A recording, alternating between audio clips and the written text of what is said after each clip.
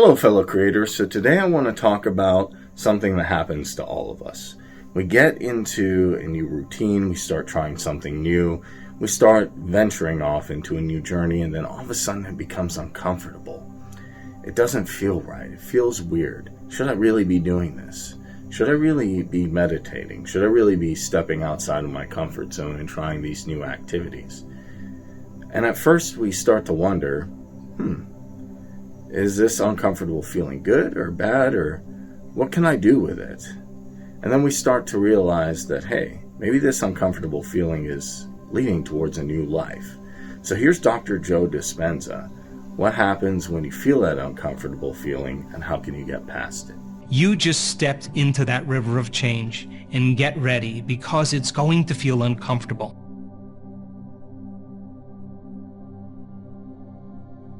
So in order for you to change, you're going to have to cross a river. And the hardest part about change is not making the same choice as you did the day before. So here's the old self, and here's the new self. And the moment you decide to make a different choice or to do something differently, you just stepped into that river of change, and get ready because it's going to feel uncomfortable. It's going to feel unfamiliar. There's going to be some uncertainty. There's going to be some unknowns. And most importantly, you're not going to be able to predict the next moment.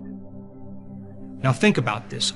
We just said that in order for you to change, you have to be greater than your body.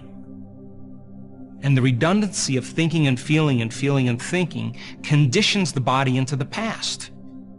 So the body's been trained to cling to what it knows. And now you're taking it out into the unknown, and the body says, I don't like this. I can't predict the future. And the body starts influencing our thoughts. And all of a sudden, we start to have these sub-vocalizations, this chatter in our head, these voices that tell us, start tomorrow. You'll never change. You're too much like your mother. It's your boss's fault. This doesn't feel right. And most people listen to that thought as if it's true. And one of my greatest moments in my life is when I realized just because I have a thought doesn't necessarily mean it's true. So a person may say, I want to change something about myself. Today, no more blaming, no more complaining, no more self-pity. And now they're disrupting that chemical continuity. And all of a sudden, 2 hours goes by, and after that 2 hours, the body starts craving the conditioning of those familiar chemicals. And it's the body then that's influencing the mind for the body to return back to the same state of being. So then, going from the old self to the new self is the neurological, the biological, the chemical, the hormonal, the genetic death of the old self.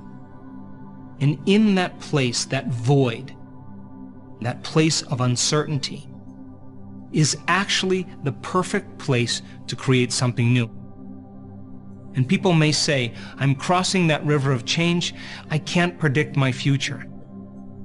And the answer is, the best way to predict your future is to create it. What thoughts do you want to fire and wire in your brain and put your attention behind?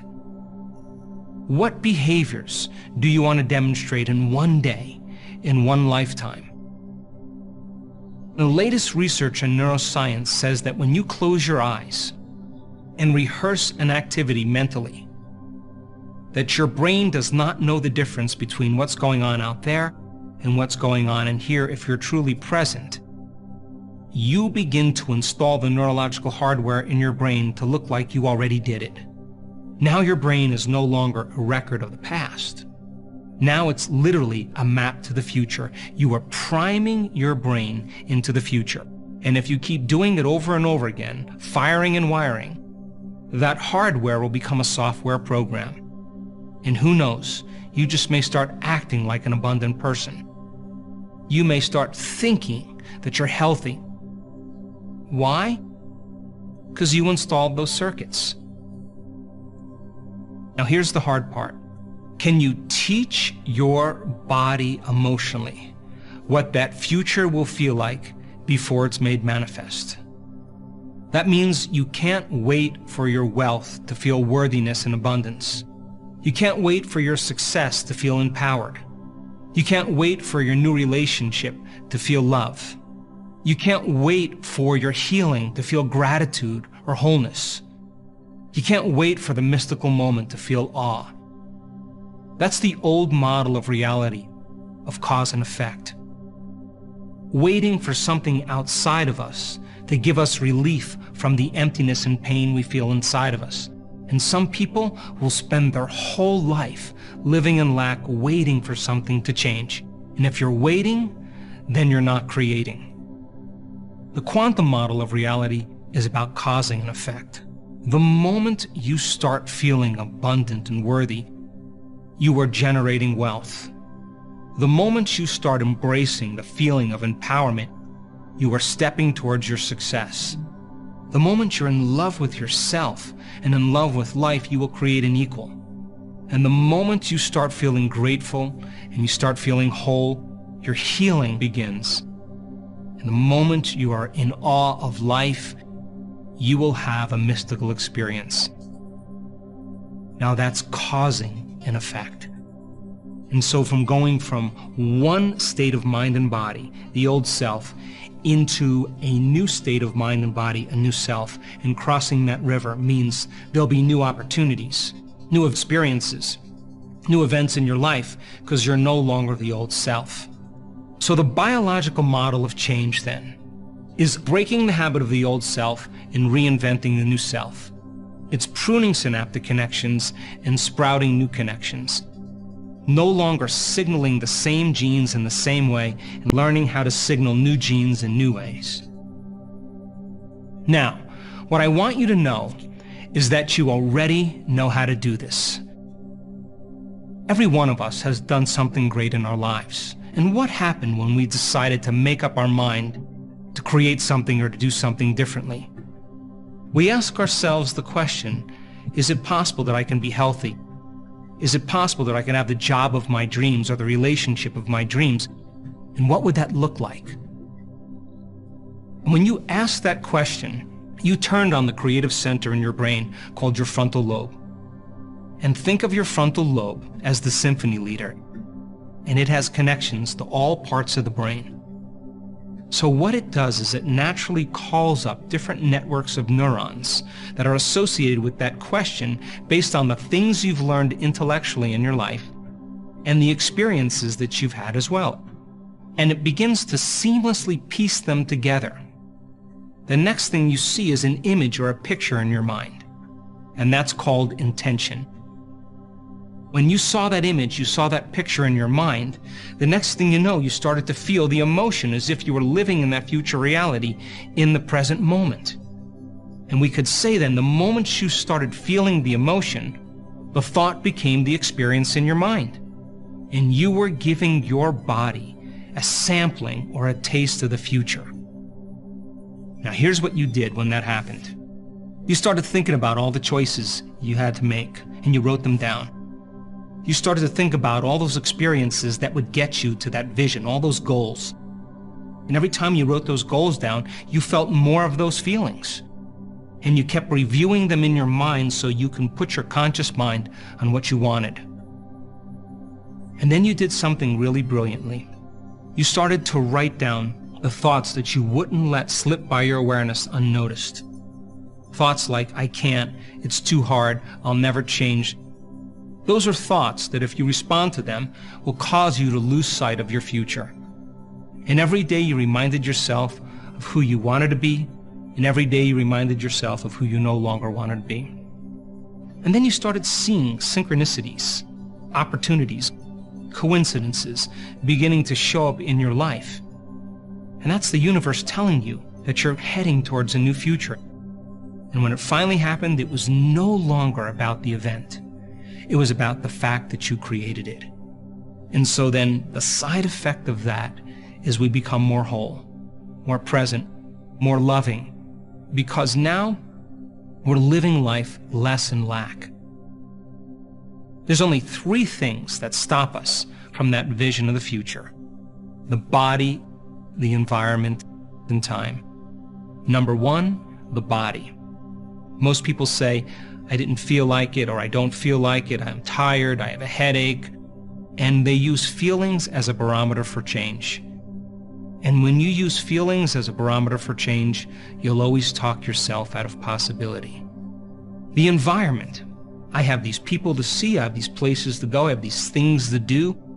Their environment seduced them back into their present reality.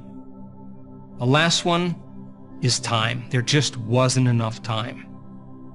And people shrink back into mediocrity, and they find people that do the same. And then they use each other to reaffirm their addiction or their conditioning into victimization. So then when you're at that lowest level in your life, where they don't want to keep their social engagements, they could actually see themselves through the eyes of someone else. And in neuroscience, that's called metacognition. And now they're beginning to observe their thoughts. They're beginning to notice their behaviors. They're looking at the feelings that they were living by and saying, I didn't even know I was suffering. It just feels like how I always lived. And the act of observing those states of mind and body means they're no longer the program. Now they're the consciousness observing the program. And that's the first step to change. Welcome back, fellow creators. So I hope you're getting closer to overcoming those things that make you feel uncomfortable. And it happens to all of us. It's happened to me many times where I felt uncomfortable and I tried to run into my comfort zone. Sometimes I could, sometimes I couldn't. And I can remember a few times when I had to give a speech. I was so scared. I'm a computer science major. I'm not good at talking in front of other people. That's what everybody's telling me. I'm supposed to be introverted, right? But then I did. I closed my eyes. And I pictured myself crushing those speeches, giving great speeches. Mainly because I had to graduate for one, and when I started Toastmasters, I was able to deliver those speeches and win different awards and get my degree and all that stuff. Now, you may have a different challenge. You may have something that you're feeling uncomfortable with. It's okay. We all experience it. What I want to emphasize is don't run into your comfort zone. Allow your subconscious mind to create your reality by closing your eyes, because when you close your eyes and you really experience it, your subconscious mind says, this is real. This is what's going on out there. And you start to create your reality that way. And it's so interesting to see that when something's uncomfortable, our conscious mind is saying that to us. But our subconscious mind, we can program it to do anything. So when you start to feel uncomfortable, when you start to feel that pain of growing, when you start to feel X, Y, or Z, use the subconscious mind as a tool to push you forward to get whatever you desire and whatever you want to create. Thank you so much for watching. Be sure to subscribe, hit the notification bell, comment, and like this video, and have an amazing day. Take care.